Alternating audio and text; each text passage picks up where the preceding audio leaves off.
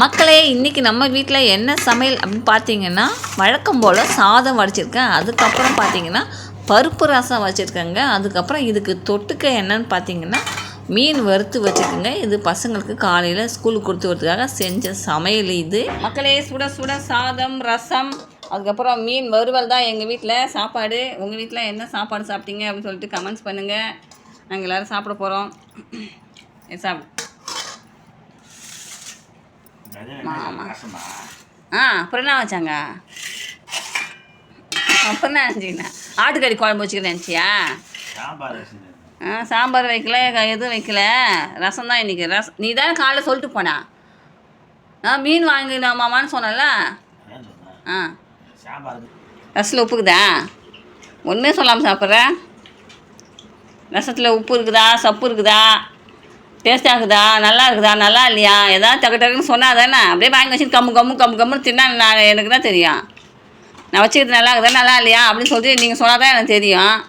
எங்கள் வீட்டில் எல்லாம் நல்லவங்க. எப்படி இருந்தாலும் எங்கள் மாமா சாப்பிட்ருவார். அதானே. ஆனால் உப்பு இல்லாமல் மட்டும் சாப்பிட மாட்டார்.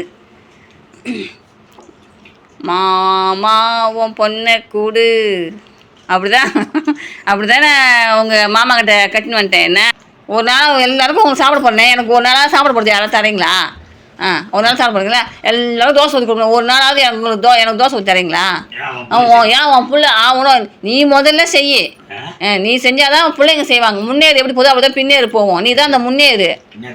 நீ முதல்ல தோசை ஊற்று. தோசை எப்படி ஊற்றுறது கூட தெரியாது உனக்கு. எல்லா வீட்லையும் தோசை ஊற்றி சட்னி அரைச்சி சாப்பாடு யூடியூப்லாம் பார்க்குற என்னென்னா பார்த்துக்கணுங்கிறா. குடும்பத்து வேலையே ஆண்கள் செய்கிறாங்க. வீட்டில் இருக்கிற பெண்களுக்கு ஆம்பளைங்க அம்மா உதவி பண்ணுறாங்க. நான் இதுக்கே வேலைக்கு போகிறேன்.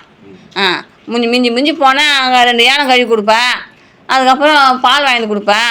வீட்டுக்கு போகிற பசங்க ட்ரெஸ்ஸு மட்டும் அது அழுக்கலாம் ட்ரெஸ்ஸை மேலே அந்த ஓட்டம் அம்மா துவைச்சி வச்சுட்டு போயிடுவேன். அதான் அது கம்போர்ட் கூட போட மாட்டேன். இதுதான் நீ செய்கிற வேலை. ஒரு நாளாவது நான் சாகிறதுக்குள்ளே எனக்கு ஒரு நாள் நீ சோறு ஆக்கி குழம்பு வச்சு எனக்கு ஒரு நாளாவது சோறு ஆக்கி குழம்பு வச்சு எனக்கு சோறு போட்டு சாப்பாடு போட்டு பார்ப்போம்.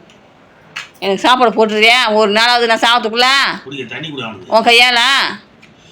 அடுத்த ஞாயிற்றுக்கிழமை நீ தான் சமையல் பண்ண போகிறேன். அதை நான் வீடியோ எடுத்து நான் யூடியூப்பில் போட போகிறேன். எங்கள் மாமா செய்த சிக்கன் வறுவல், மாமா செய்த சிக்கன் கிரேவி அடுத்த ஞாயிற்றுக்கிழமை நீ தான் செய்ய போகிறேன்.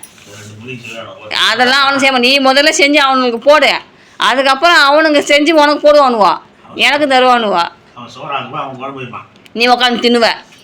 அதானே. முதல்ல நீ செய்யுமாம்மா.